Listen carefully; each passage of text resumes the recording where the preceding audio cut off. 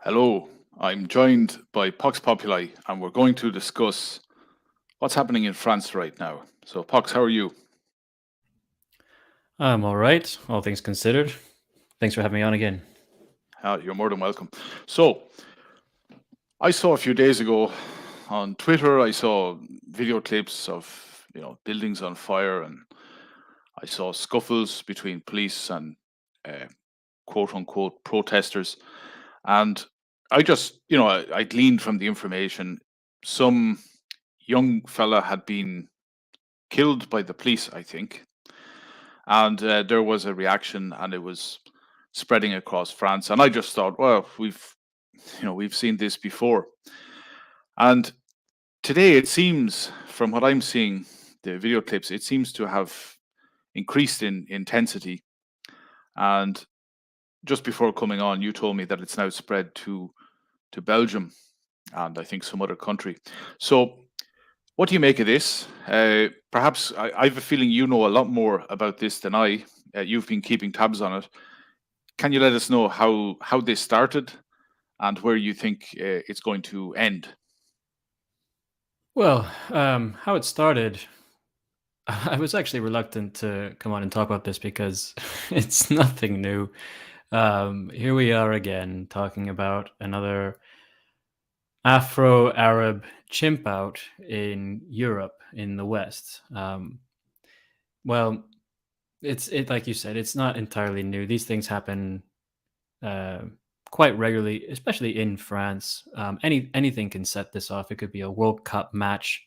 It could be, in this case, the death of one of these Maghrebis. The banlieues have been no-go zones for decades now, to the point that even if an ambulance has to go into these areas to put out the fire brigade, even have to go to these areas to put out fire, or an ambulance has to go and give aid to someone who's in fallen deathly ill or something. They need a police escort to go into these areas, because the behavior of these people is just, it's very third world. When you import the third world, you become the third world. But in this particular case, it's kicked off again, and the reason is because an Algerian boy named Nile was shot dead by a police officer. And like everything, it was recorded on video on a mobile phone camera, and it doesn't look good. It's just, again, none of this would happen if we had an educated, polite society of homogeneous people who respected one another. Um, what happens is Niall is in this flashy yellow sports car, and two police agents have asked him to stop. And he's being very resistant, very belligerent, and he's also insulting. Apparently, he was racially insulting the two French police officers, who I'm just assuming were native white Frenchmen. Um, and at one point, one of the police agents takes out his sidearm for some reason, and he's pointing it through the driver's side window of this Niles car. And I'm not quite sure why or how it got to such an intense level of confrontation. But at some point, then Niall decides to accelerate the car, um, thereby basically running over the two police officers who are leaning into the car. And in that moment, the police officer with the drawn firearm shoots, and that is the end of Niall. And so, of course, this has provoked a massive chimp out. Um, Again, these aren't anything new, but I think that the Summer of George, the the BLM riots in the wake of George Floyd's death have just set a new precedent where this is just going to happen all the time, anywhere, anytime the police have to take down a delinquent from North Africa, Sub-Saharan Africa, whether it's in America, whether it's in some European country. It's just a roll of the dice now whether or not there's going to be massive riots and looting and violence and clashes with the police and what's going on in France over the past few days. I'd say it's getting to the level of what we saw in 2020 in America with just the rampant destruction after George Floyd's death. A few years ago, I did a stream with a guy called Angry Angel Ant, and he's from New Zealand, and we were just discussing multiculturalism, and we were conjecturing as to which European country would go down the toilet first, and both of us unequivocally said France. And it does seem that France is way ahead of the rest of Europe in terms of multiculturalism, different societies, kind of fifth column. And I noticed that, from the videos I've seen, compared to the scamdemic lockdowns, and I put out a tweet about this, I saw videos, and the amount of police they had at their disposal, the French government, was incredible. Like, I wondered, like, where the hell are they getting all these policemen during the scamdemic? And now I don't see these massive numbers of police. I see a kind of cack-handed approach, lazy, at sixes and sevens. And, people would say this is anarcho-tyranny. This is where you bring the full weight of the state down on people for thought crimes. And then for people who burn down buildings, you don't really do anything about it at all. So do you think it's possible that, I don't know what the game or strategy is here. Obviously, it's not for people like us to come out on top. But do you think that eventually the French government will lose control of the country? No, I don't think so. To put it bluntly, I am amazed at how resilient these systems are. You'd think that the fire would have been lit ages ago. You'd think that, like I said, this is the umpteenth chimp out, and later we'll talk about all the occasions in which these Afro-Arabs have committed atrocities on the native French, far outnumbering any occurrences, any occasions in which a police officer had to shoot a delinquent Muslim from Algeria. And we can talk about the hypocrisy of is he Algerian? I thought he was French. There's a lot to talk about. There's a lot to analyze, but it's the same bullshit over and over. It's the same hypocrisies and contradictions and lies and mendacity, all of which are required to uphold the system of global homo. But no, I don't think Macron's going to lose control. I think, without having any proof and being careful what we say on YouTube, I don't know. You're allowed now to doubt again, I think, the validity of the American election in 2020, but I don't know if you're allowed on YouTube to doubt the legitimacy of the French elections. But I do believe that those were fortified elections. I don't believe that the majority of French people wanted Macron to stay in power, and yet he's still there. But I'm just amazed at how, no matter what, these things keep happening, and the governments don't seem to even suffer a dent in their legitimacy or in their total control. And worse, a huge section of the native European population, in this case the French population, doesn't change their mind on mass migration, multicultural, multiracial societies, taking in so-called refugees who are not refugees at all, etc., etc. Nothing changes, nothing happens. As far as the reaction from the French authorities being very sixes and sevens and a little bit discombobulated. Macron had been attending an Elton John concert when this was all kicking off. That concert obviously has finished now, so I suppose that Macron can now get to work being the prime minister of his country, but that might explain why things were a bit in shambles. But it is strange to see how the very authoritarian French state that we saw during COVID is now, completely inept. Here we have videos of the Afro-Arabs storming police stations and looting police stations. We have seen police in retreat. They're getting attacked with,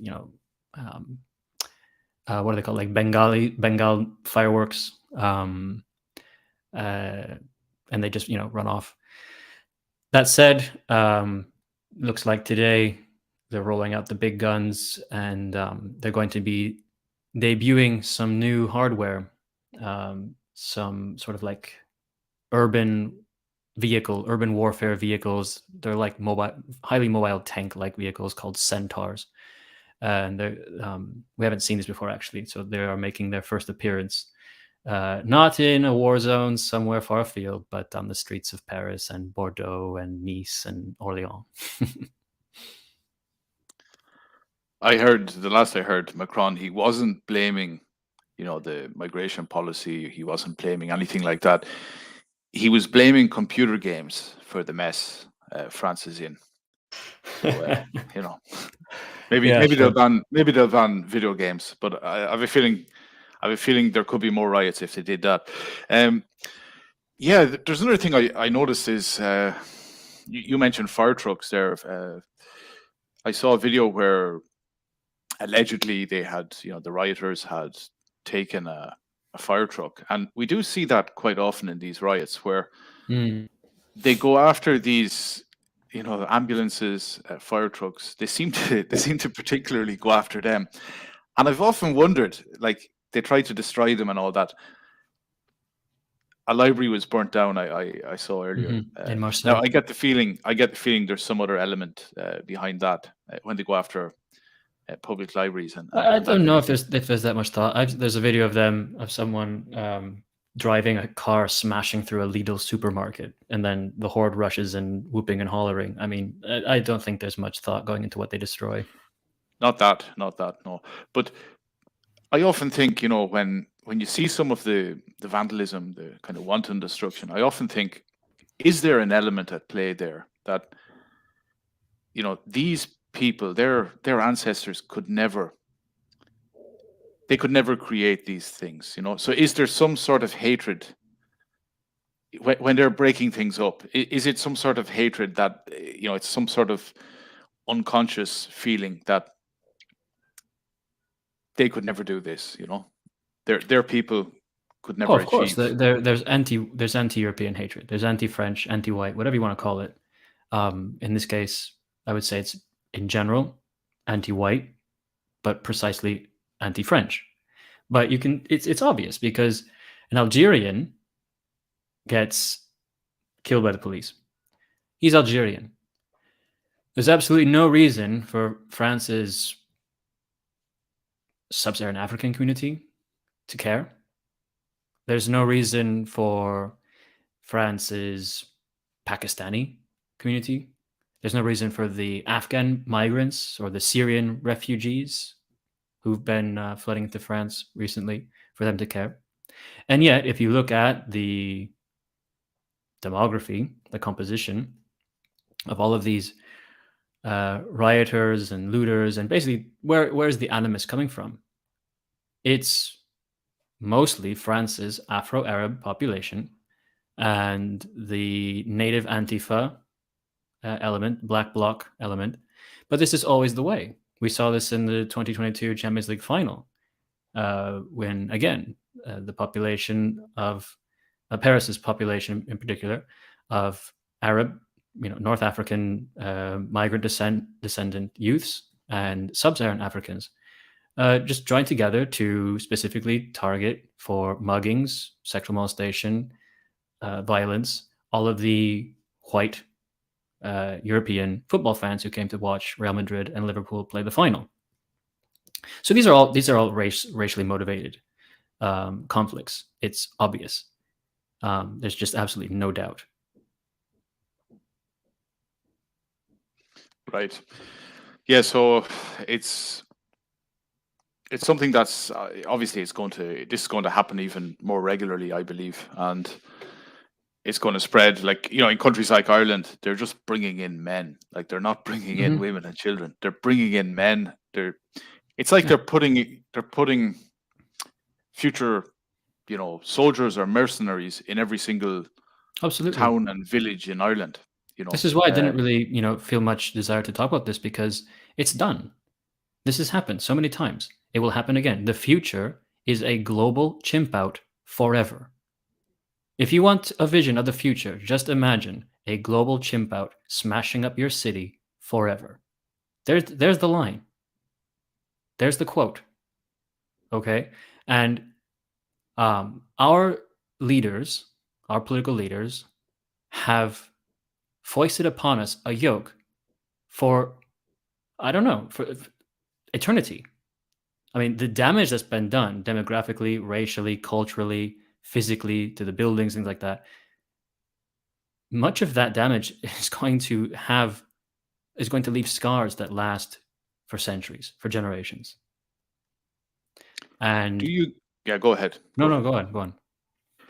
Well, do you get the feeling that this is very much astroturfed? For example, you've already alluded to it. Like, a guy nobody knows in the rest of France is shot by the police. All right. Obviously, the video does the rounds, but why would people not even in other cities, in other parts of the same city, why would they get so upset about it? So it's as if this has been intentionally spread around, and it's like you've got people waiting in the wings, tens of thousands of people waiting in the wings to loot, to riot. They're waiting for the signal. Yeah, I thought about this. The thought crossed my mind just today that we are, as I was saying, that our leaders have foisted this yoke upon us forever, is that we are now forced to live amongst literal ticking time bombs, human ticking time bombs that at any moment could go off. Just think of that. Think of what they've done. Think of what's been done to Europeans. Americans have been living with this for quite some time, having, the African American population over there and the problems that causes, and forced integration at bayonet point and all that. Okay, Europe has been having these problems for a few decades now, but not like this. But now it's done. Pandora's box is opened, and to answer your question as to why they care, was because they're racially conscious. They're ethnically conscious.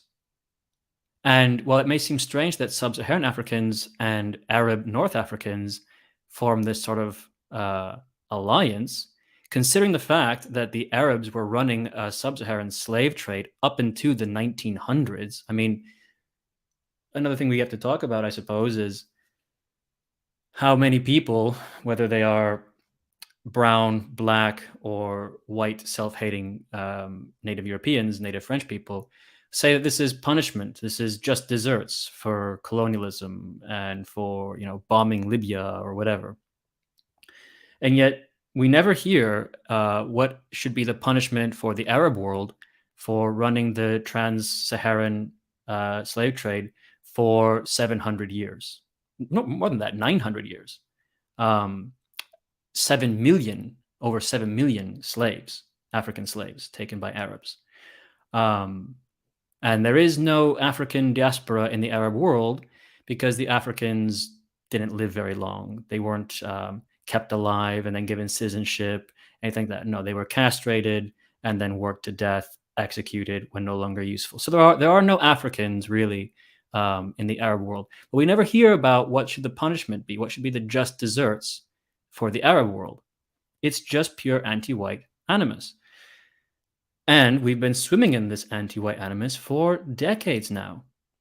And it's really hotted up ever since, globalization and the internet, and of course the poison emanating from American academia. It's kind of like this weird loop where, cultural Marxism, Frankfurt School Marxism spreads from European Jews who go to America, and they plant it in America, and it grows in America, and then it extends these twisted vines of evil that then extend from America back to Europe. And that's where we are at now. But the reason why the death of an Algerian provokes Pakistanis, Afghans, and Sub-Saharan Africans, not only in France, but later in Belgium, and God knows where else it's going to spread, is because they're racially conscious and racially united against the white man, against the native European, against the native indigenous Frenchman. And we see this all the time. You see this even in the minor chimp outs. You see this in the minor turbulences where you might see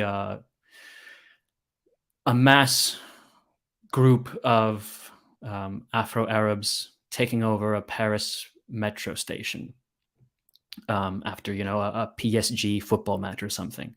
And what do they chant? They chant, "Ici c'est Afrique." This is Africa. This is Africa.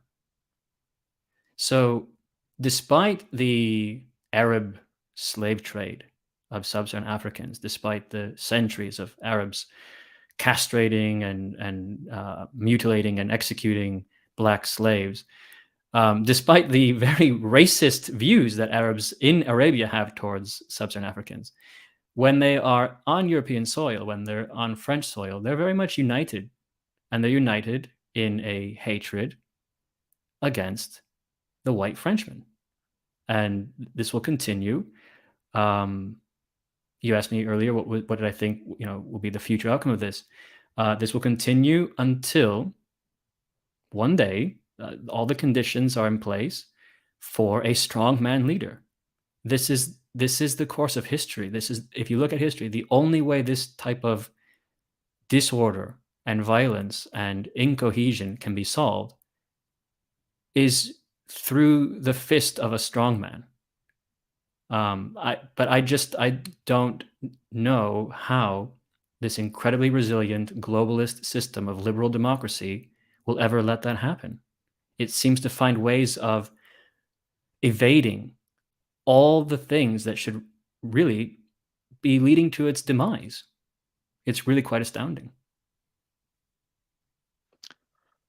I'm trying to think of, a young, perhaps a guy, European fella, we'll just call him European, 16-year-old or a 19-year-old, and, he believed in everything his school teachers told him. And now he's seeing these riots in France. And he's wondering how this could happen. Why are they so angry, the migrants in France? And he thinks of, maybe in his country, they welcomed in lots and lots of people from the poorest parts of the world. And he's wondering, will they do the same in time to come? Will they suddenly become very angry and start destroying buildings and attacking people, white people? And he'll probably ask the question, I don't understand. I thought we were nice. I thought we were good people because we brought them into our countries. We gave them houses, we gave them food, we helped them, we let them bring their families over. Why would they hate us when we've been so nice? How would you respond to a guy like that who would pose such questions? Well, assuming that a young 16-year-old Frenchman would have those thoughts, because I'm not sure I agree that he would, but let's assume that there are some like that. I would answer the question with what I just rambled on a bit by saying that they hate you because of who you are. They hate you for being the descendant of the colonizer. the descendant of the invader. You, as a native European son, you are to blame for all of the world's problems. You are the source of all of the world's problems. You deserve to be punished for all of the world's problems. You invented slavery you weren't alive, and it existed well before the 18th century, the 17th century, but that's when it was invented by Europeans only, and only against blacks, apparently, and you're to blame for that. And it doesn't matter. You can never give them enough. You can give them 50 Marshall Plans worth of money to develop Africa, that money just disappears into the pockets of Africa's corrupt leaders. You can invest, you can build railways and irrigation systems that are still used to this day, but in such a state of neglect because now the independent African nations don't take care of what was left for them. You can point to, as I've done, to other instances of other groups, other races, the Arabs, the Turks, the Mongols, what have you, being imperialistic, colonizers, slavers, etc. It doesn't matter. The world you live in, European son, hates you. It has been indoctrinated into hating you with a religious zeal. And the sooner you understand that and act accordingly, the better. However, I don't think that the majority of young French people think this. Native French people. I think the majority of young native French people are actually probably just looking on laughing. They probably enjoy seeing the state get a finger in the eye. They probably like listening to drill and rap and hip hop, and their favorite footballer is probably Kylian Mbappe or some other black footballer from somewhere else. And so their sense of racial identity, their sense of their survival instincts, all of that is greatly diminished, perhaps even non-existent, because they don't perceive themselves at risk, under threat. And they think that this is actually just kind of a game. It's just kind of fun. Oh, look, another video went viral on Snapchat of some, behoodied youths. Well, I just shared one on Telegram. Actually, it's some of these thugs are sawing down. They're like using a buzzsaw to take down a street light, a very tall street pole, street lamp, and it falls down on top of them, and it looks like something out of a cartoon. It manages to hit all three of them directly. One of them gets it really bad. He's probably either dead or severely injured, paralyzed for life, because it gets him right in the head and just completely smashes him. And these videos go viral with the Snapchat generation, the TikTok generation, and they're just laughing. It's just entertainment. I saw that video clip actually, and it's as if the guy is doing it. They don't know about actions and reactions, and it's like, we'll just saw away at this thing and see what happens. And Exactly. I think the guy is walking away. Like it's like he's walking away, and it just comes like right Well, down. there's the one who's walking away gets hit, but then what's really funny is that there's two other ones who are just standing right in front of him, waiting for it to fall on them. It's like, where do you think he was gonna go? Where did you? They had no plan. There's, hey, when we cut this thing down, where's it gonna fall? Which direction should we stand? No, they're just there filming it on their phones, and then it falls on them, and then you just hear the reaction. Oh, la, la, la. Oh man. But this is another thing, we've had it for years now. This thing of, in every country they'll bring this migrant. Usually it's a sub-Saharan African, in many cases, it's a woman and she's on TV all the time. It's as if she's got a contract with the national broadcaster. And her job is to constantly say that, the indigenous people are racist. And she does that for years on end. And, people think it's kind of funny, ha ha ha, she's saying we're racist, ha ha ha. And, you can think it's laughable, but it's not laughable when you become a minority in your hometown. Mm-hmm. And you've people watching this thinking it's true and thinking that she could say that white people are the devil. And you'll have lots of people watching that and they'll get that idea into their head. They'll say, yes, she's right. White people are the Mm-hmm. devil. We've got to do something about it.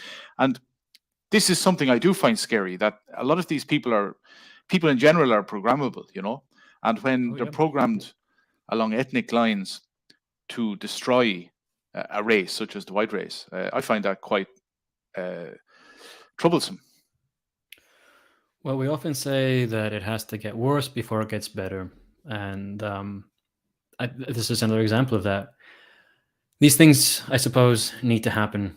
One of the most demoralizing things is having to see, I suppose, on the internet.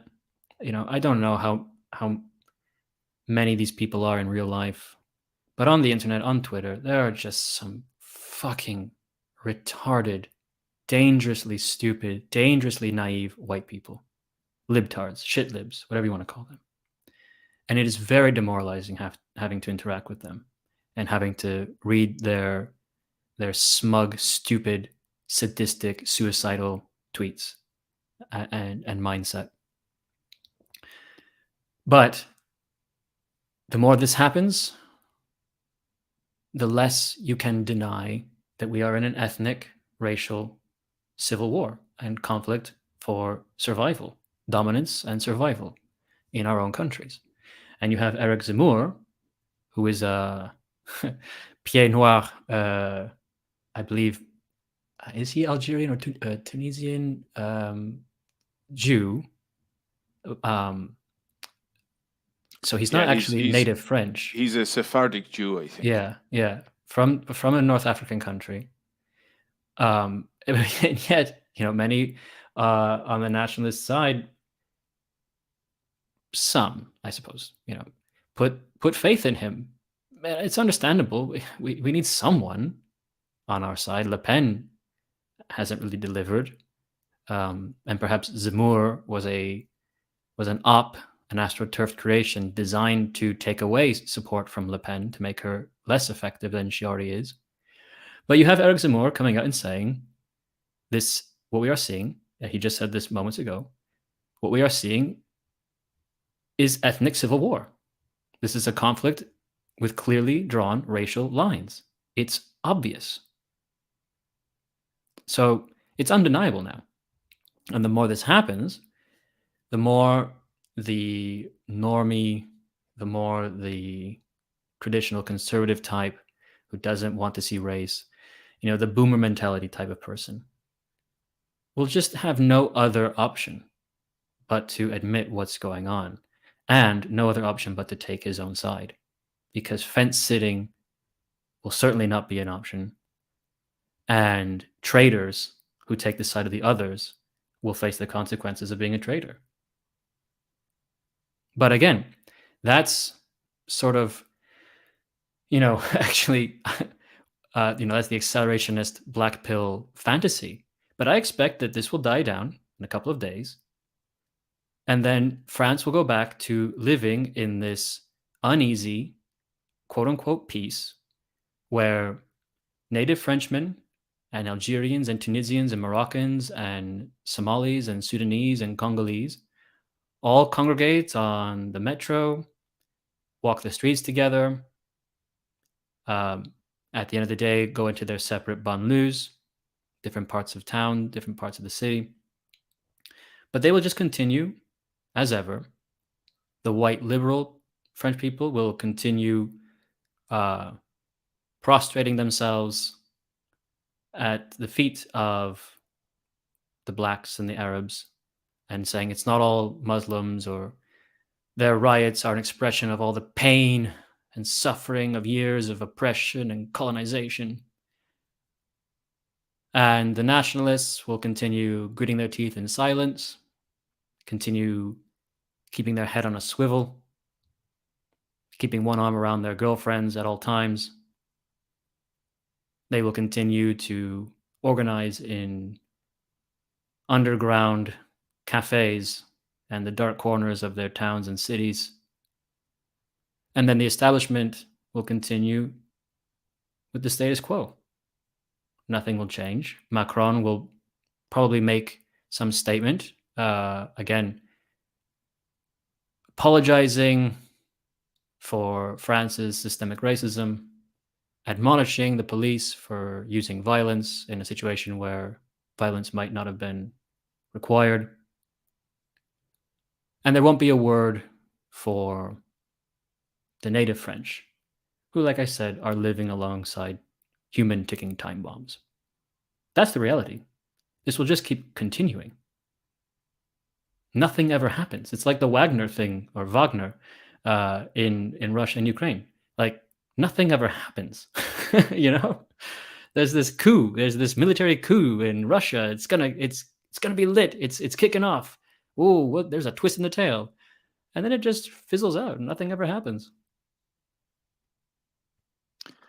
I've seen it in the last few days on Twitter. Like, some people have been complaining about the conservative talking heads. Now, I'm just going to throw this out here. We'll talk for another 20 minutes or so, and then we'll finish the stream. But there's a woman, I heard of her first a few years back, and it was around the whole Trump God Emperor thing. And, a lot of people are saying she's so based. A woman called Candace Owens. And she sent out a tweet. I'm going to read it. She said, "This is your daily reminder that the concept of transgenderism and gender identity was created by white, male, pedophile psychologists who experimented upon and sexually assaulted minor children." And then she says, "Keep gay pedophiles away from children." We won't go too much into this, POX, but what do you make of that? Like, this is someone a lot of people have, think she's some sort of hero. What do you make of it? Why? Why would they think that? It's just so easy to fool the right these days, because they're not racially aware. The right just refuses to be racially aware. The left is actually far more racially aware, as we've seen in the fallout from that recent Supreme Court decision about affirmative action. The left is far more racially aware than the right. They just are racially aware in a way that is antagonistic towards white people, but they're totally aware of racial differences, totally. But then they say that we're all the same, and that there's no such thing as race and all that. But by their actions and their beliefs, their ideology belies a belief in racial differences that white conservatives just refuse to participate in. As far as Candace Owens' tweet, it seems like this is just the memo from Ben Shapiro, because Matt Walsh, who also works for the Daily Wire, Ben Shapiro, who is Jewish, his media company, he a few days ago put up a similar tweet, a thread of tweets really, in which he even said that the original purveyors, creators of transgenderism, the transgender and transsexual ideas came from white Nazis. The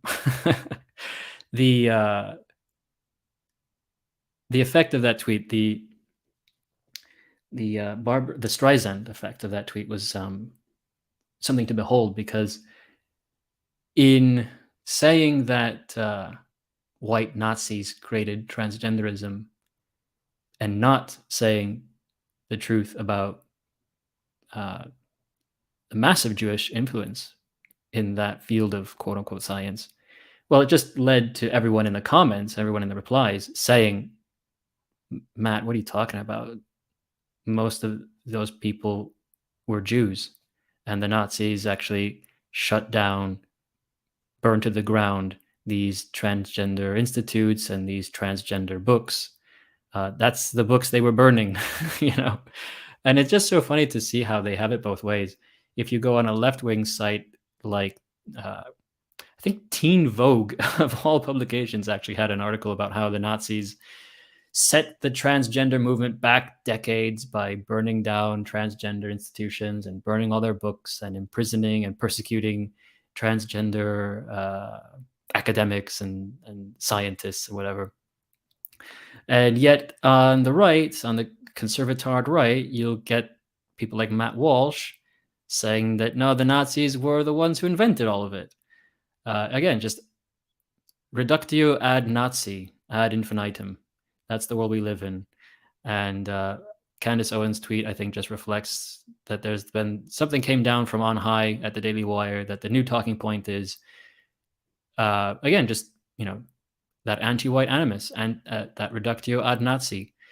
Just look, strike while the iron's hot. We've BTFO'd Bud Light. All the woke films are going broke. So let's strike the iron while it's hot and really hammer home the point that the trannies stuff comes from Nazis and white people. Yeah, I think it's just pretty stupid, but that's the world we live in. You mentioned affirmative action there. It's kind of the elephant in the room, because the fact that you still need affirmative action in the United States in the current year, you still have to, a certain race has to cough up money to create equality, because another race, they'll be left behind if they don't get that extra money. It shows you the fallacy that's at play, that not all races, can compete the same way, especially in a modern society, or a society that has European roots. And I didn't watch the video. It came up in my feed. It was a guy, a Filipino in the States, and it was a picture. No, it wasn't a video. It was a picture of him and his grandmother. And he said something like, "I wish my grandmother had lived to see the day when I'd be treated equally getting into college," or something like that. So what has happened? What has actually happened in the States now over this college admissions and affirmative action? What do you know about this? Oh, well, I mean, this is a story. This affirmative action thing is, I've heard about stuff like this all my life. It's about time that it was done away with. It's one of the little pet projects of the left, of the Rainbow Alliance. Although interestingly, it targets Asians as well for discrimination and holding them back. So Asians, East Asians, Japanese, they get lumped in with white people in these schemes that keep them from getting to Harvard or something like that. Or I think that's the main thing, is this real scandal came from these enrollment practices or policies that excluded Asians. And once again, this isn't happening because white people stood up for themselves and said, look, we're being discriminated against because we are white. This really gained momentum over the past few years because Asians were complaining, were drawing attention to it.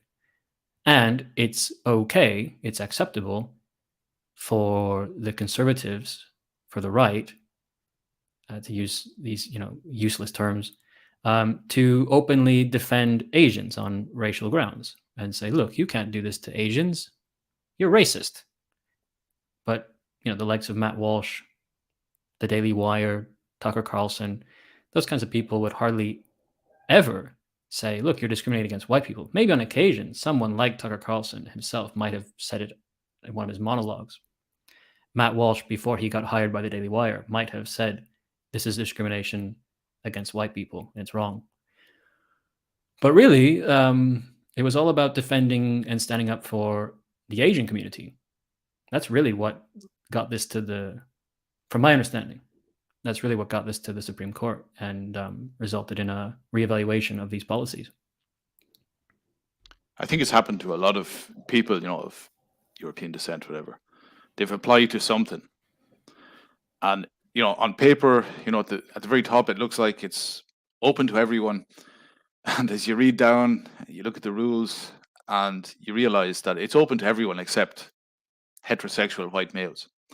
And this is the thing, Oh yeah, I mean, just on the 29th, I think it was, so just yesterday, I saw Sky News reported in the United Kingdom that the Royal Air Force has been found, I don't know, charged, whatever, indicted, proved to have been illegally discriminating against white men in the Royal Air Force,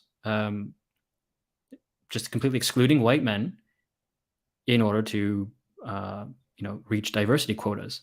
And I think one of the key phrases was that they didn't want to hire useless white guys or something like that.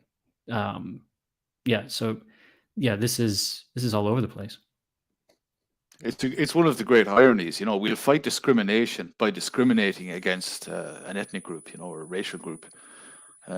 Even that thing, I'm sure it was all over the news there last week, the week before, this submarine story, that went down to try and see the Titanic, and seemingly the CEO at some stage, I don't know, was it a year ago, in an interview, he was saying, we want young people. Young people are inspirational. I look around and all I see are 50-year-old white guys.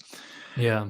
Yeah, those 50-year-old white guys, are the reason we have submarines today, and all sorts of wonderful things, So yeah, I think that comment was a little bit misunderstood. He didn't actually exclude white people from his company. In fact, when he said 50-year-old white guys, he was probably referring specifically to one 50-year-old white man who told him that your submersible is dangerous. It's not up to snuff. It's going to implode. You can't do this experimental carbon fiber submersible thing.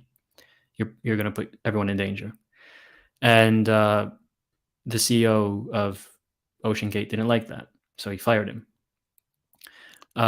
So I think, it sounds like an anti-white comment. I think really it was more like a comment directed subtly at one person. But then, right. There is that image of him, of OceanGate, proudly displaying their female crew of, engineers, whatever. So maybe it was a bit of sexist discrimination as well.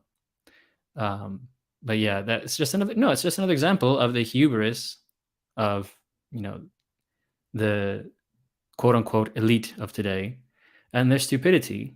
And the stupidity of punishing merit, holding back the people who, through their brilliance, and I'm not a big IQ determines everything type of person. I'm still not convinced one way or another whether or not there are different types of intelligences. The whole Sapir-Whorf model. But I do know that white people white men are responsible for like 98% of all scientific and technological and medicinal advances. And whether or not that's because of IQ or because of just the environment that we've evolved in and adapted to, the challenges that we had to overcome that were specific to our ancestors' surroundings, all of that goes into play. And then to say, well, okay, so all the people that developed this technology and maintain this technology and maintain it today, well, let's get rid of them all and replace them with people who didn't develop this technology, haven't maintained it, and we'll just give them the reins and see what happens. Let's just see what happens with a cockpit of two black female pilots. see what happens. I think insurance premiums might go up, but Just getting back to that guy, the fact that he said white, like he could have said, "I see a bunch of 50-year-old guys," Yeah. but the fact that he brought race into it, Well, that to me that's the speaks thing. volumes. That's the animus. That's the religious zeal. That's what I'm saying, is that we just live in anti-white times. And we can go for a bit longer, because I do want to talk about, since we're talking, like I said, this whole thing in France is just so tiresome. But there are two things worth pointing out, which is the whole reaction about, we were talking about the racial sides of this conflict, and like almost on a daily basis, I have to argue with people online who are either not white themselves, or ethnomasochistic Europeans, whites. This is usually an argument within a European context, because I don't get into this argument within an American context. But the idea that a sub-Saharan African born to Ghanaian quote unquote refugee parents in Italy is an Italian, or the fact that a Moroccan who plays for the French national football team is therefore just as French as I don't know, Chateauneuf du Pape wine. I get into this all the time, and what's been interesting about the death of this Algerian is that a week ago, if you had said he's not French, he's Algerian, you would have been considered a racist, and probably been met with a lot of furore about having said that. Whereas in the wake of his death, it's quite clear that he is not French, he's Algerian. And even the Algerian state has released a comunicado expressing their remorse at the death of one of their sons. And so I just find this very interesting, that we have it once again, these Schrodinger's Europeans, that when convenient, they are just as European. In fact, they are more European than us.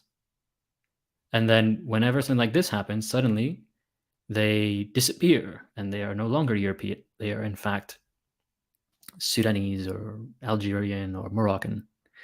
And I again, it has to get worse before it gets better. I think that every time these things happen, one of the good things about it is that it pulls the scales off of some people's eyes. I mean, you'd have to be willfully blind. You have to have the scales willfully pressed against your eyelids to keep believing that these people are just as French as the French, the native French, or just as British as the indigenous British. But I do think it's one of the most tiresome things about this is just these two-faced people. And then another thing, I don't know if you've observed this as well. You want to jump in on that?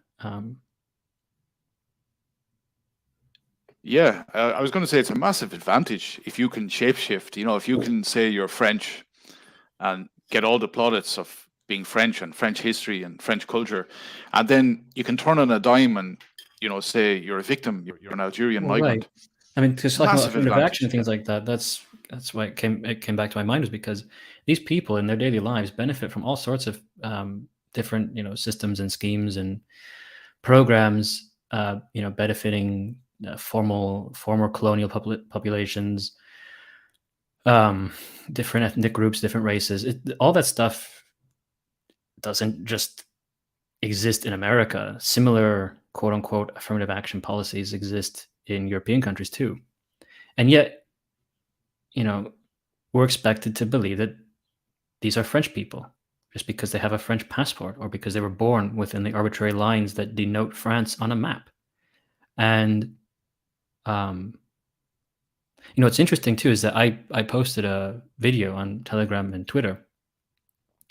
It's a clip from some time ago. I don't think it's like very recent, but it's a classroom full of blacks and North Africans And they're being asked if they feel French, and all of them say no, which is a good thing. I want them to say no. I don't want them to feel French. They aren't French. I think it's annoying and tiresome when they do pretend to be French, and of course they are pretending. It's whenever convenient they will say they're French. But in this particular moment, there was no convenience. There was no motive for them to say yes.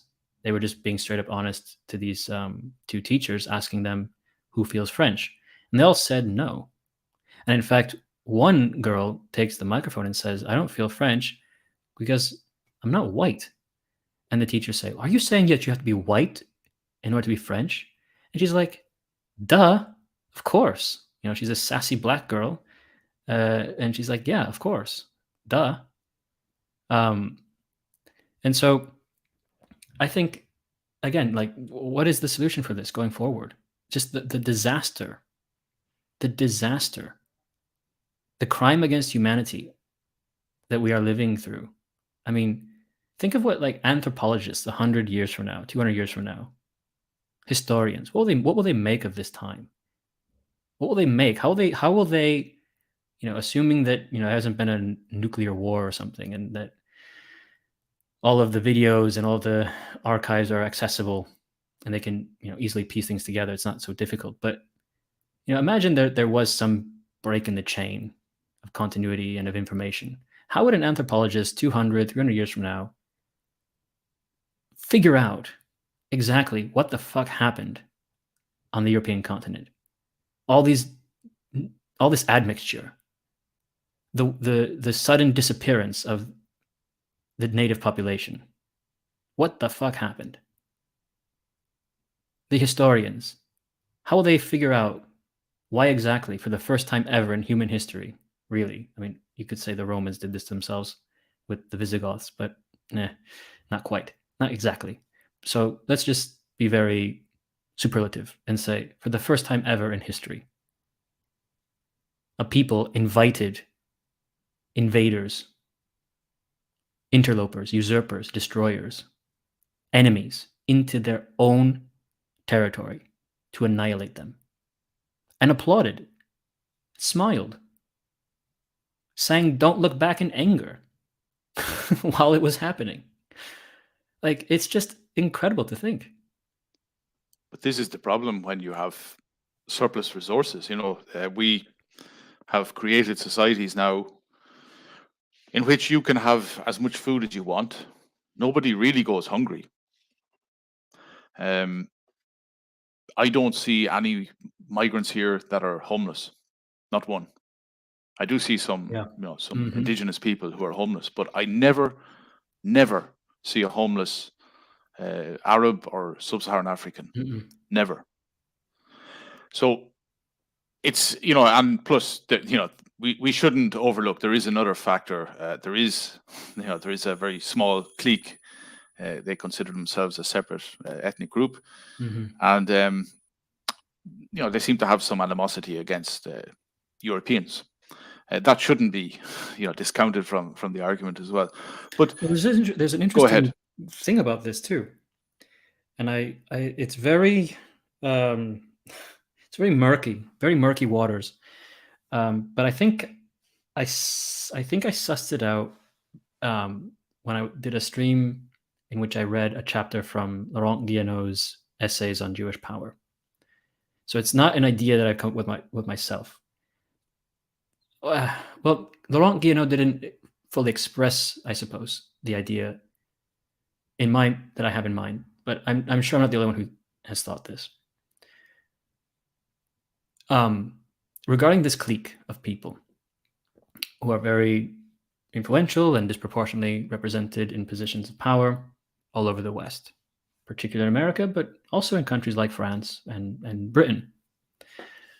What's interesting is that they themselves, their rabbis, their NGOs, their activists, they themselves say that they are helping to transform, transfigure, disfigure, if you will, Europe and the United States and Canada and Australia, but particularly Europe. And they it's the old celebration parallax. If you're in favor of what they're doing, it's happening, it's real.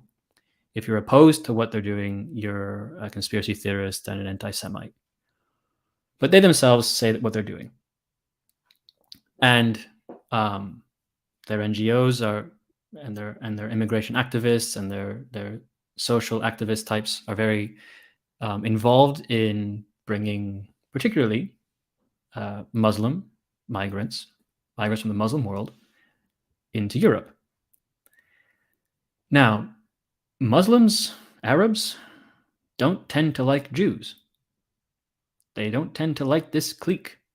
So why would Jews be bringing or helping to bring loads of Arabs and Muslims into Europe, where they themselves live quite comfortably?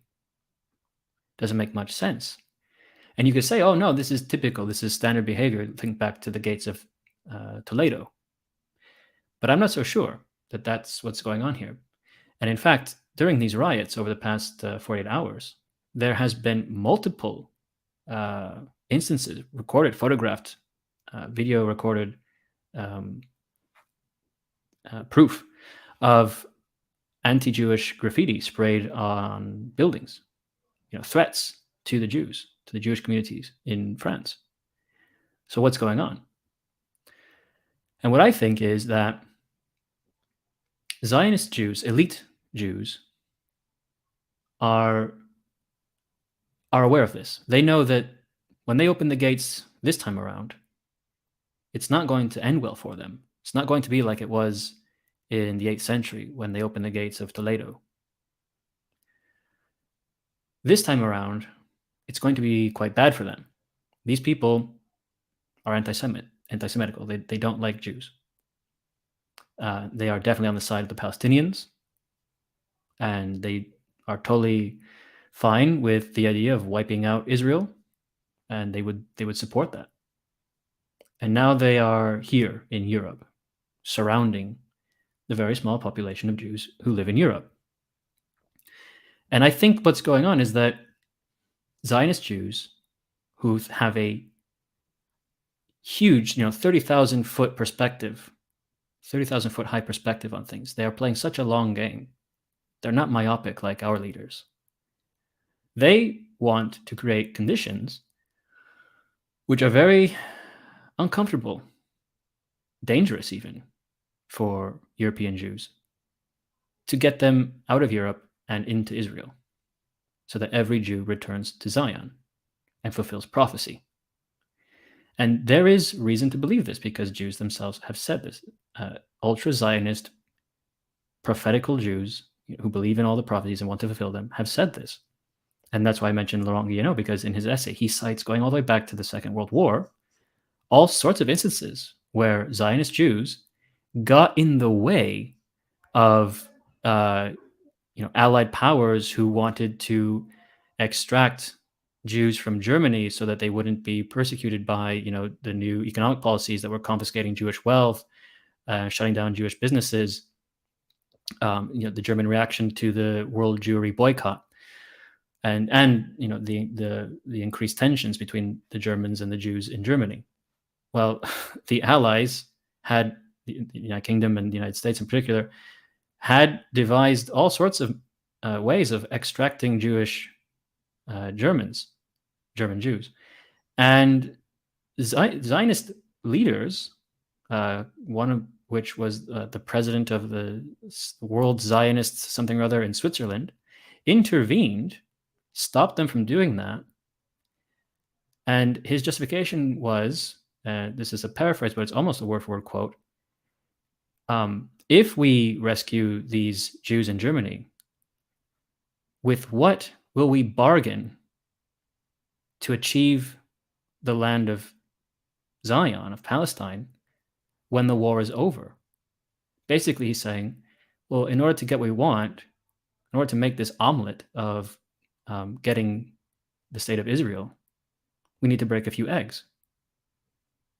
We need to let some Jews suffer.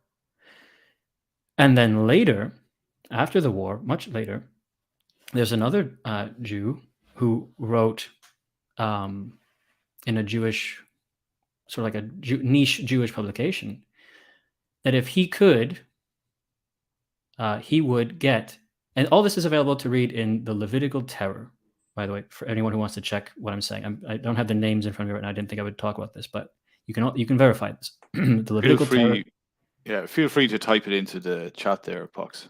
Okay. Let's see. I don't think I'll be able to do that right now. I'm not connected into YouTube, but essays on Jewish power, or the essay itself, you can find it on UNS, on the UNS review. But anyway, there's this one particular Jew who wrote that if he could, he would hire sort of like secret agents to go around abusing Jews, pushing them around, threatening them, spitting in their faces, persecuting them in various ways, spray painting swastikas on synagogues, that sort of thing, what you do in rabbi kind of stuff, in order to get these sinful, decadent, comfortable, fat, plump Jews off their bums and into Israel. And so, as I sort of am rambling along here, I think that when you consider the amount of power that Jews have in the West, in global politics, what are they doing?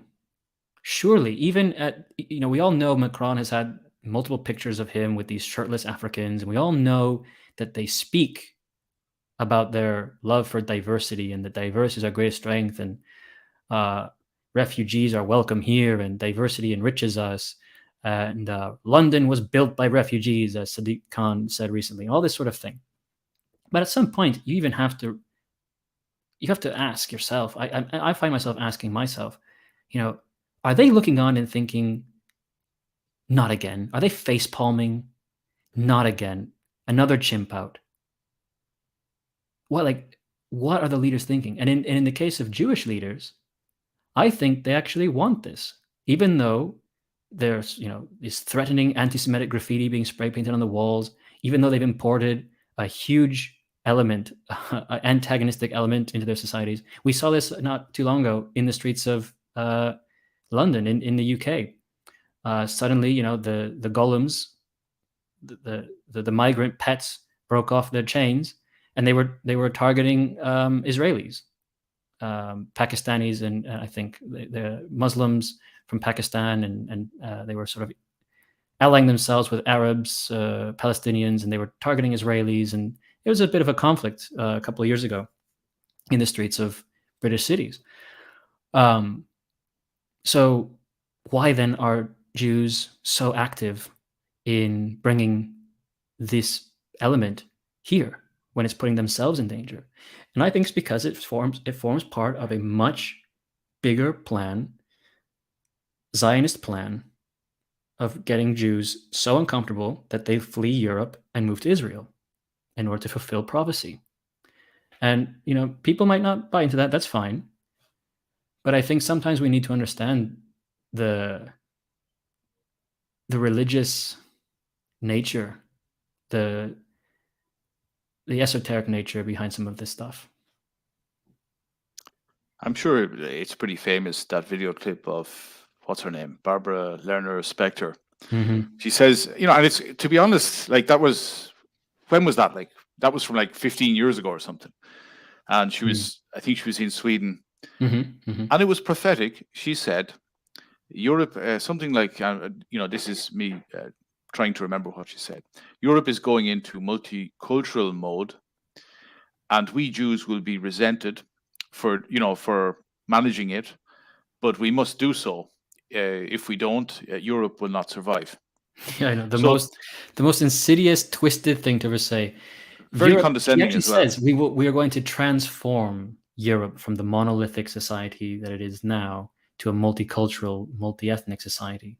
But if we don't, and Jews will be active in that transformation, but if we don't do that transformation, Europe won't survive. It's just the most twisted logic. How does Europe survive if it isn't European? If you've transformed it into something totally different, how is that surviving? It's just, you have to have the twisted logic of a Zionist supremacist Jew. Sorry, Susan. Sorry, YouTube. That's the reality. Yeah, but if it's twisted logic, then maybe we're asking the wrong questions, about the long game. Yeah, exactly. There's a question here, Pox, from Iberia Solar, and I'll put it up. He says, do you think there will be a resurgence of fascism, National Socialism in the coming decades? In the coming decades,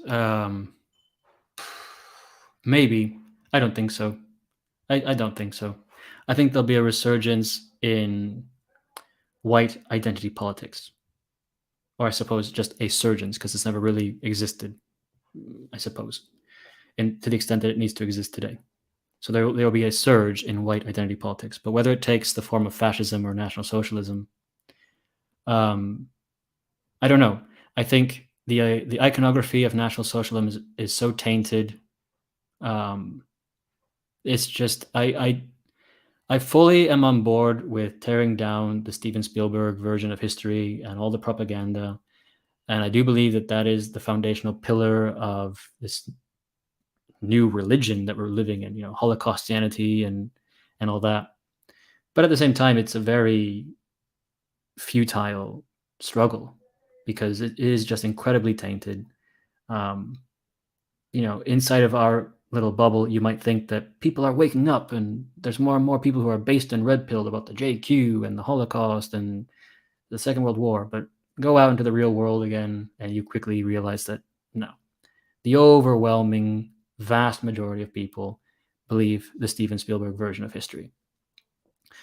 And as far as fascism goes, I don't even think it's necessary.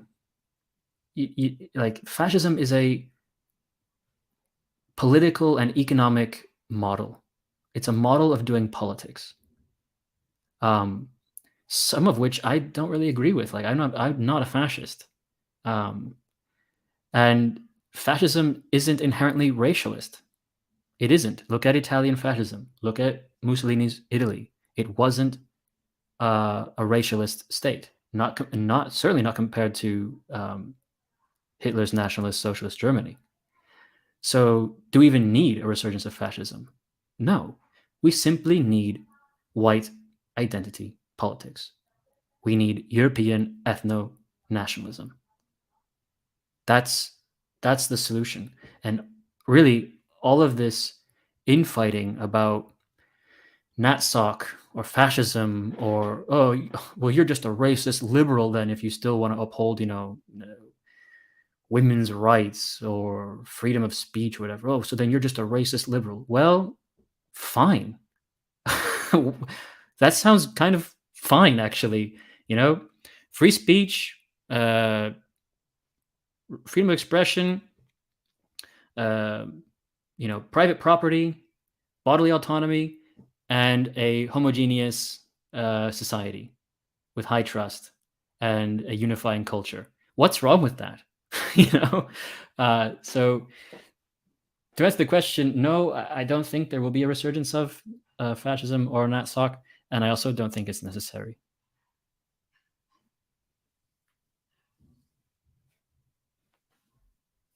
Are you there, Betwixt?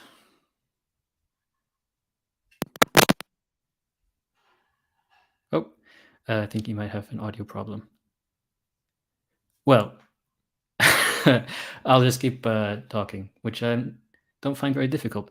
Another thing that I wanted to talk about too was that apart from the reaction from like Algeria saying that one of their sons has been killed, even though we're supposed to believe up until yesterday that he was just as French as the natives.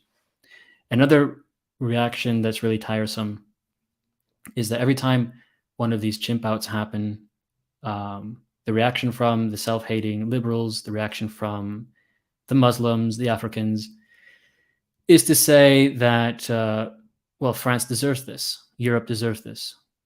Europeans brought this on themselves. The French brought this on themselves. This is payback for colonialism or whatever. And this is just so evil. It's such an evil thing. And we really, I would say there's really nothing else you can do except just find a place to live that hasn't been tainted by this and live out the rest of your life in as much peace and harmony as possible. Maybe have kids, maybe not, because the world they're going to live in is going to be absolute hell. And then eventually, they will bust the migrants, they will bust the Afro-Arabs into the little tiny village that you found in the countryside, and then that place will go to shit as well. But this is the paradigm we're in now, that no matter what, anything they do to us is justified. And then, of course, the response from many on the French side has been to say, well, when Lola Davier was murdered and butchered by Algerian migrants who were in France illegally, we didn't burn down cities. Maybe they should have. And the response then to that is, well, that's an isolated incident. Or French people, rape children too, so you can't blame this on Algerians. And this is, again, just pure evil, because it's not an isolated incident. There have been so many cases of Africans and Arabs from North Africa raping and murdering men, women, and children.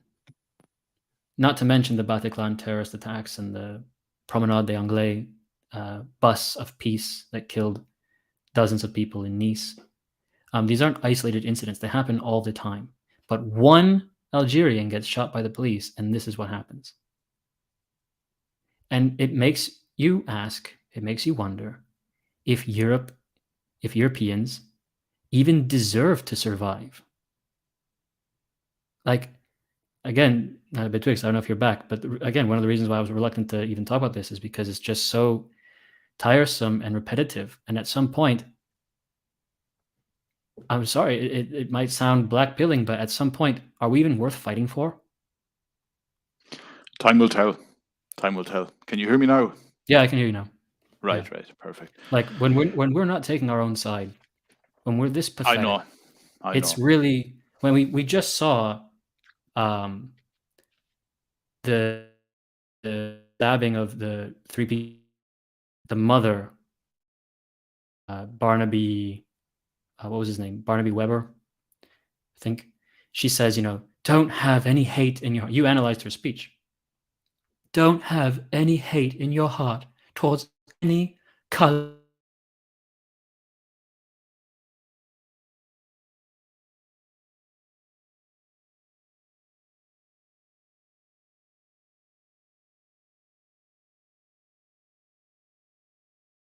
Gets shot because he's a delinquent, a disobedient delinquent who's insulting the police and doing all that he can to be confrontational with the police, and it ends badly.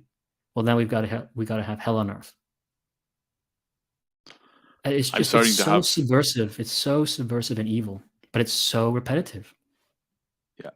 Just to say, Pox, I'm having some connection problems now. So if you want, we can go for the half hour, so 12 more minutes or so. Yeah, just to mention, like, you say, white people in general, they don't stick up for themselves. They don't collectivize. And you mentioned, that, well, there were a few people killed in Nottingham, but yeah, the mother at the funeral. And, I just thought to myself, right, your son's corpse is barely cold, and you're standing up in front of 1,000 or so people,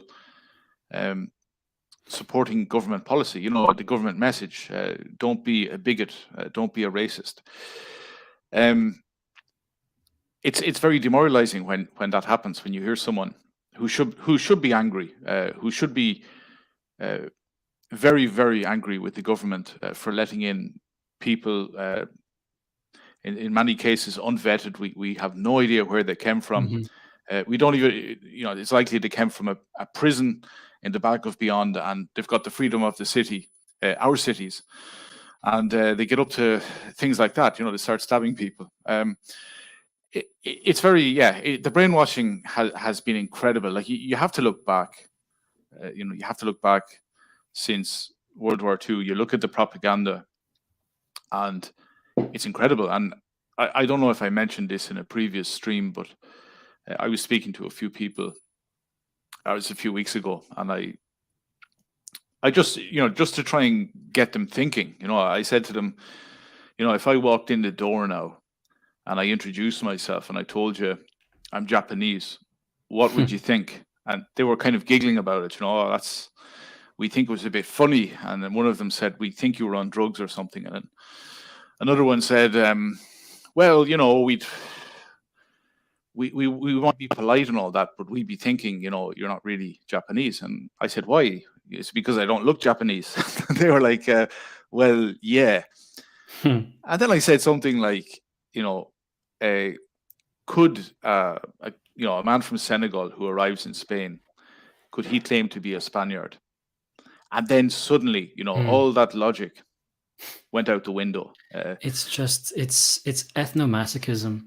Have you seen, since you analyzed the mother's speech after Nottingham, have you seen the mother of this Algerian boy? Have you seen her reaction? No, I saw a tweet you sent out there the other night, and it was a woman. Was she getting on a moped or something? Yeah. And your tweet, you said something like, I'm not gonna misquote you. You can say yourself what you said, but more or less, you didn't seem impressed that a mother who Well, should she's be in been living mourning. it up. She's been Right. living it up like a celebrity. She has been she as if she were like the captain of a football team. You know, when football teams win a championship and they do an open top bus tour through the city streets with the trophy and everything. They did that. The Afro-Arab population of Nanterre rented a open top bus or like some sort of, flatbed truck, and they're on the back of it. Her and this black activist with a massive afro, and this other black woman who's chanting "Justice pour Naël, justice pour Naël," and she's on this float basically.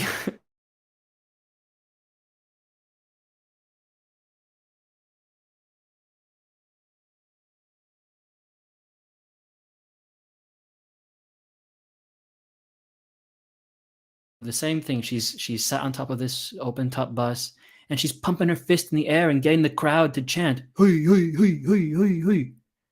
And then similarly, in another video, they bring out like a moped for her, and she gets on it, and she puts her fist in the air and she starts revving the engine of the moped while all these Afro Arabs around her lose their shit. Hey, way, Allah, way.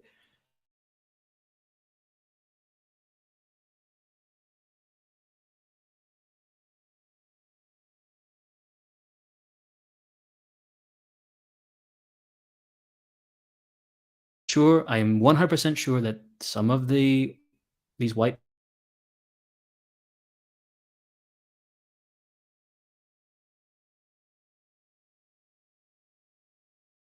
mind, it's quite macabre, but I'm of the mind that these white parents who make these, appeals to no hate and, let love enter your heart and don't look back in anger, all that kind of shit. I actually think that they are almost like the Carthaginians making human sacrifices to Baal. Like they see their children as a sacrifice to their god, and their god is diversity. And so they're happy to have done that. They're happy to have sacrificed their child to the god of diversity. But in other instances, I do think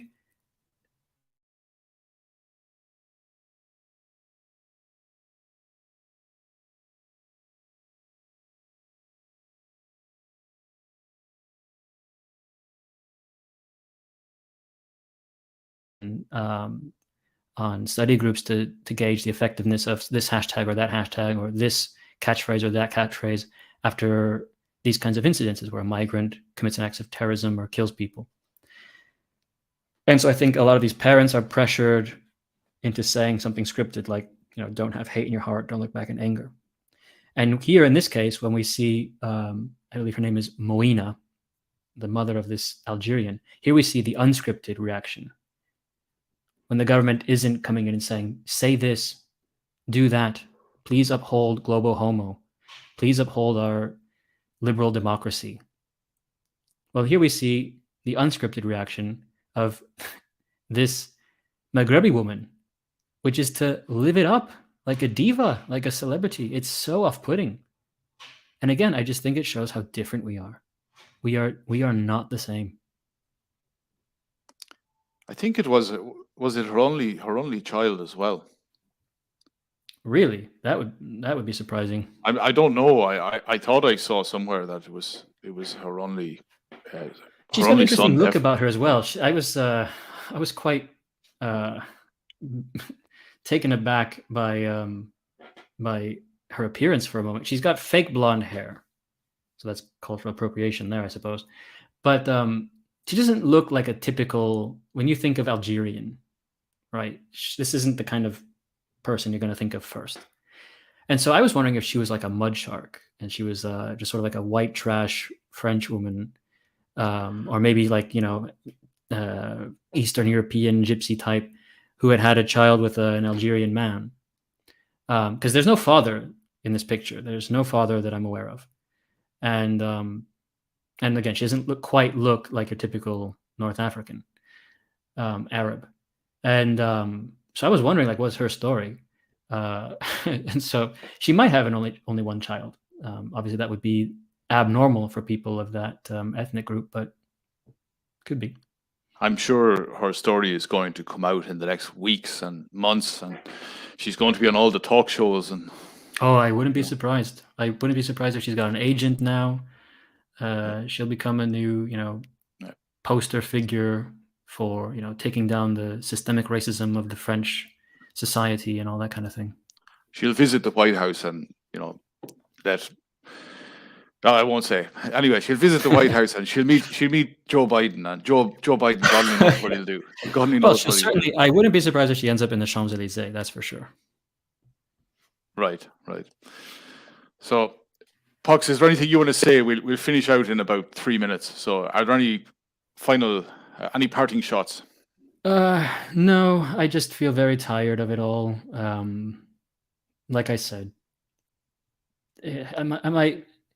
my heart breaks for France. I lived there for quite some time. I traveled all over that country. I really like it.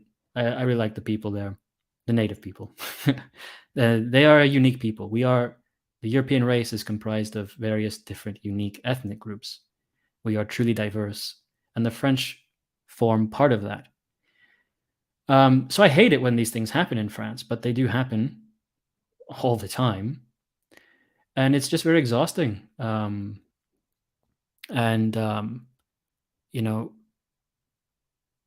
critics might say all we do is, complain online. What are you going to do about it? They taunt us and they say, what are you going to do about it? Make us leave, or you'll never have power. And they're right. They're right. What are we going to do about it? We don't have power.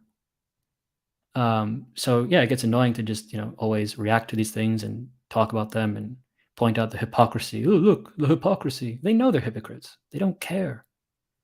They don't care. And so, yeah, I think, just train, keep your head on a swivel, try and enjoy the positive things in life, the small things in life, protect yourselves. I mean, who knows when this is going to kick off in your country, or more importantly, in your city, in your town. But we all feel the effects of this, no matter where you live. It doesn't matter if you're in France or outside of France. This affects you. This affects all of us Europeans. I only hope that the resistance to this, the reversal of all of this, happens in my lifetime. I hope I get to see it, maybe even participate in it. But I think this is why I advocate for ethno-nationalism of small nations. Because I think the only way that we can undermine and truly destabilize this very resilient system that I was talking about earlier is if we break away from institutions like the EU, the United Nations, if we support anything that can be a thorn in the side of the nation state, of these global institutions, because the nation state has betrayed us, and the global institutions are antagonistic towards us. And chaos is a ladder. I think that these things are unsightly and unpleasant and annoying and tiresome and can get a lot worse. But I guess this is what we have to do, is just soldier on and grit our teeth and get through it. Yeah. It should be stated as well that there is a sort of European consciousness, and despite all the programming, and you were born into this system, you were born into this propaganda. Despite all that, a number of years ago, I think it was like 2016, you had thousands and thousands of German girls in Cologne and other parts of Germany who were attacked by foreigners, invaders, if you will. And people all over Europe, obviously not massive numbers, but people were very upset about it, even though they didn't consider themselves Germans. So, for example, you had English people who were upset by it. Irish people were upset by it. Spaniards were upset by it. Italians were upset by it. So there is some sort of connection. Just like after Bataclan, just like after the Promenade d'Anglais, just like after the Manchester bombing. I mean, there's Nice. This is what's Nice as well. Yeah. That was the Promenade d'Anglais in Nice. Oh, right. I mean, there's just been so many examples to choose from. The problem is Europeans get psyoped into not looking back in anger and doing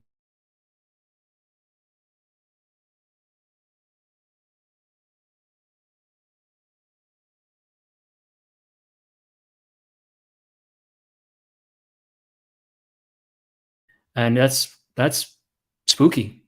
But I don't know how else to explain it anymore. And the solution to all of this is going to be that Europeans have to start being mean. They have to be mean about this. When something happens, we have to be mean, nasty, angry, and in numbers. Because if I feel like the reason why Europeans don't take the streets because they don't feel like they have backing. They don't feel like they have a choreos, a mannerbund of support. But we saw that with Lola Davier when she was murdered by Algerians. Again, I think because of the George Floyd, the Summer of George blueprint that has now been laid out, well, we can copy it too.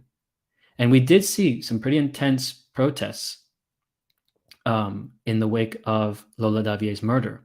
And of course, we also saw the hypocrisy of the system, the media, the political parties all saying, well, don't politicize her death. The far right is going to take advantage of Lola Davier's death. But of course, when an Algerian boy, when an Algerian delinquent gets killed by a Frenchman, well, now let's politicize the fuck out of it. So again, the hypocrisy, just the not even the hypocrisy, just the inevitable incoherency of a multiracial society just rises to the fore. Yeah. And that's where the power of memes comes into play as well. And I know you're one who's very fond of the memes. I've seen a few in the last number of weeks, and they're just instantaneous logic. And one was it was in Spain, and it was some doctor or whatever. It was a cartoon, and it was a doctor he was in Catalonia, and he wanted to be a doctor in Catalonia or something. And you've got this liberal-looking, ugly-looking woman in the opposite pane, and he says something like, I'm an excellent doctor, I have a great reputation, I have a great track record, but I only have a C1 in Catalan, C1 as in ability to speak Catalan. And the Catalan liberal woman says, get the hell out of here, And then in the next one, it has a Maghreb, whatever. And he says to her, stop eating meat, stop eating pork and jamon and all this. It insults me. And she's like, okay. Yeah. There's some very good Spanish memes. There's a good one. There's one where it's like the Wojak, but he's brown, right? He's an angry face Wojak designed to look like a Moro, an Arab. And he's like being he's approaching the liberal woman, right? The pink-haired Wojak female. I don't know if she has a name.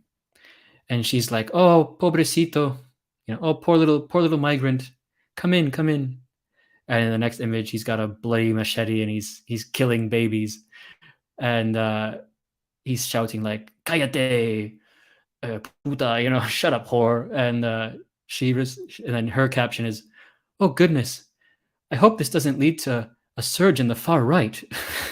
I saw that one. Yeah, I saw that one. It's like I hope the far right don't use this to their advantage. Yeah, Instead they of don't looking get at the votes for crime this. itself. Yeah. Yeah, which is so typical again, which is just like why it's just so tiresome to talk about all this stuff, because again, is that just an online section of people? I don't know. I do think that there is a huge population of Europeans, of white people in America too, in Australia and Canada, of white people who do think that way. Oh, poor migrants, please come in, come in. Oh, you're so sad, such little angels. And they go and stab babies, and it's like, oh, I hope this doesn't lead to a riot. Yeah, they're overwhelmingly women as well. If you've noticed, I don't know if my connection is working.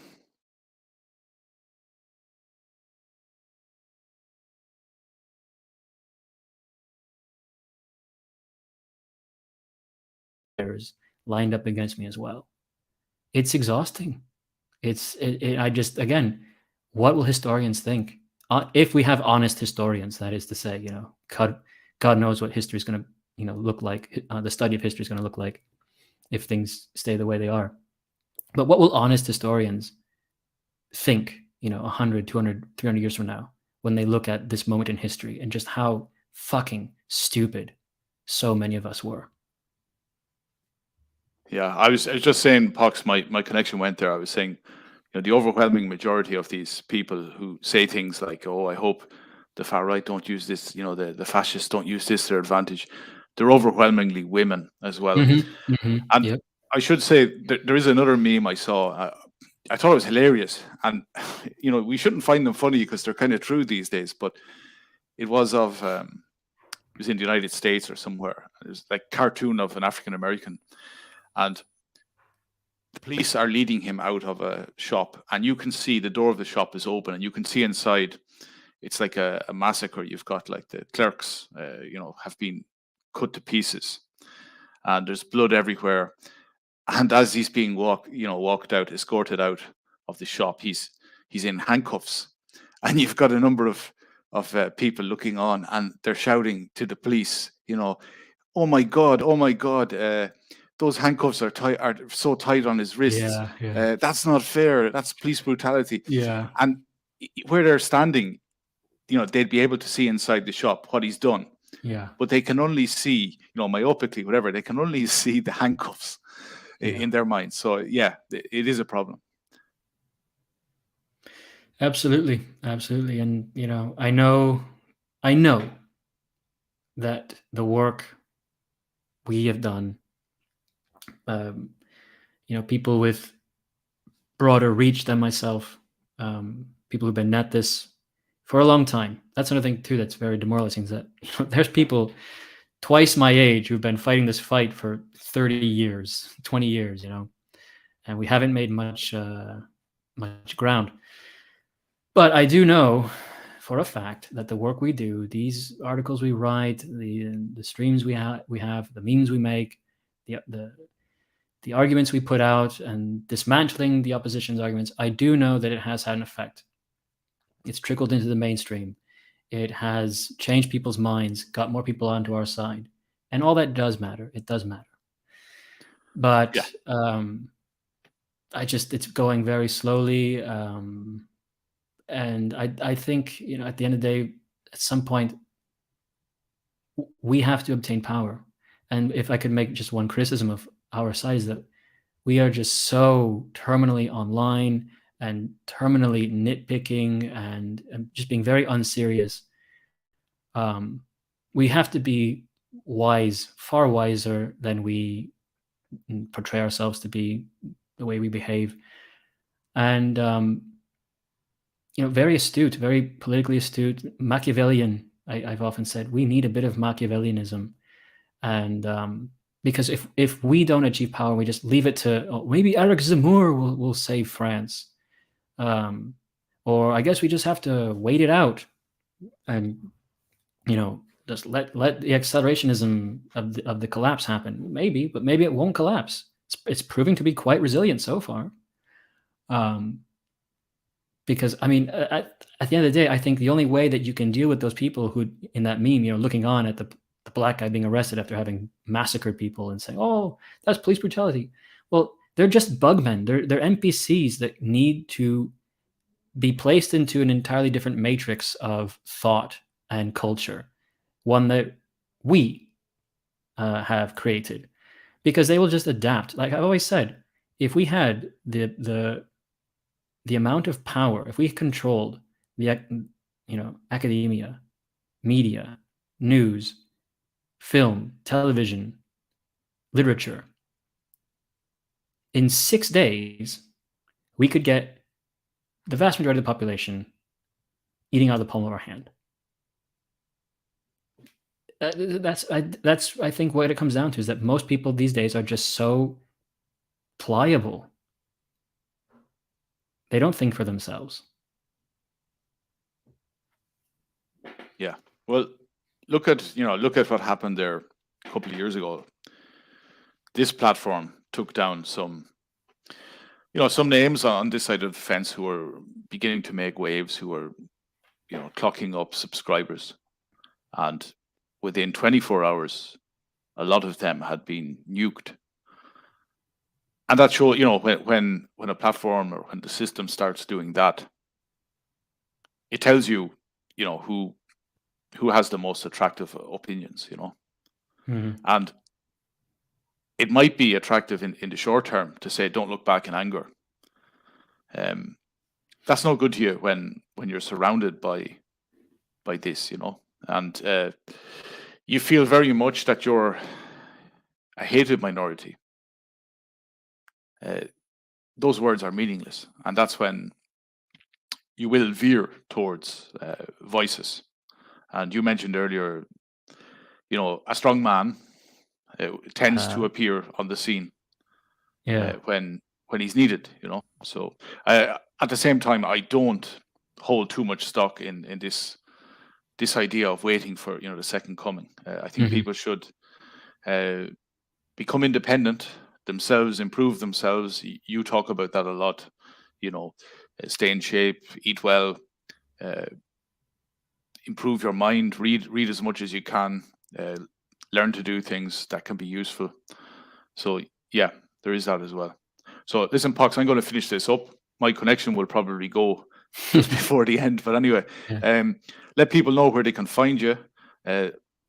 I'll be surprised if this stream is still up in 24 hours, but tell people where they can find you. I'm always on Telegram, so you can always find me there. All right, so you're on Telegram.